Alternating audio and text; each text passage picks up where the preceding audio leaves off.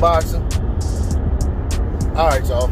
So Devin Haney is rumored to be fighting Jorge Linares next.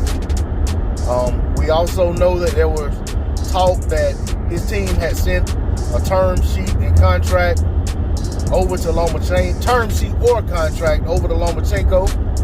But we've been down this road with Team Haney before with these term sheets, so I'm not going to give that too much credence.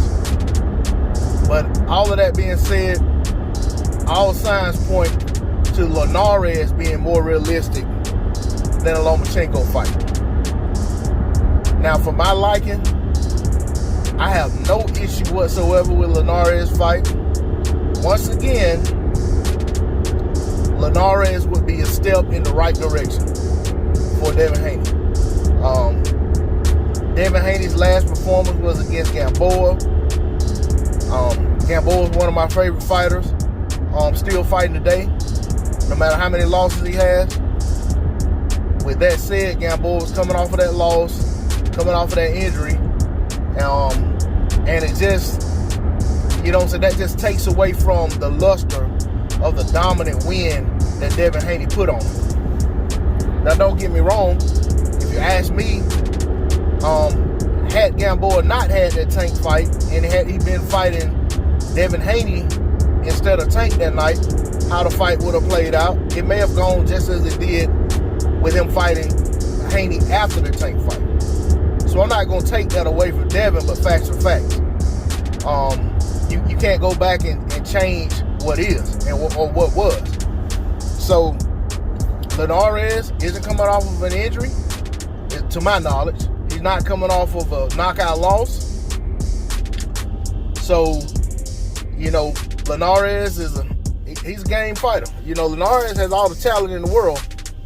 Of course, he's an aging fighter, and all of his losses, to my knowledge, I think every loss he has is a knockout loss.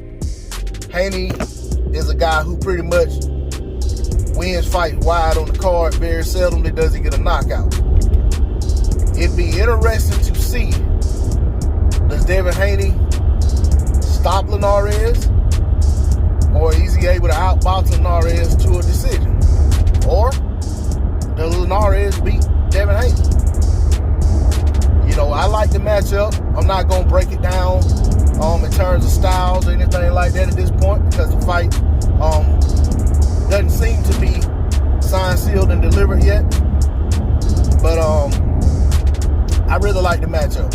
And I think that we could be in for a fan-friendly fight. And I think this fight does a lot for both fighters should they be able to be victorious. It's a great fight for Linares, a great opportunity for him to become champion again.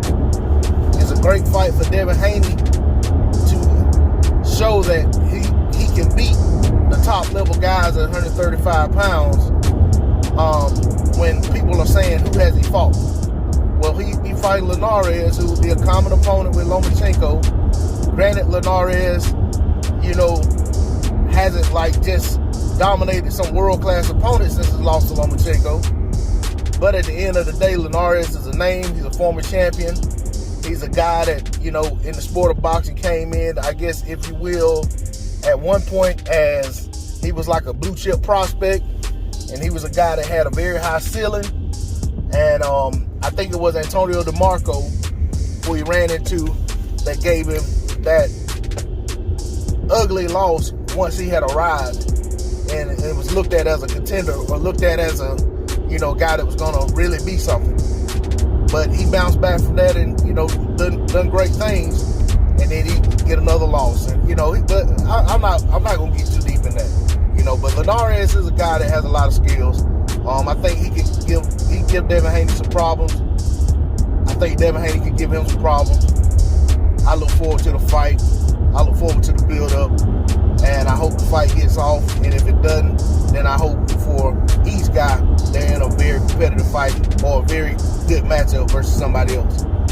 To me, I think Ryan Garcia or Golden Boy or somebody went out of their way to make sure Linares didn't get to Ryan Garcia because they didn't think Ryan Garcia was ready for Linares. But I think Devin Haney is good and ready for Linares. So we'll see how it plays out. D-Lo 404 Boxing. Please like, share, comment, and subscribe. I'm out. Peace.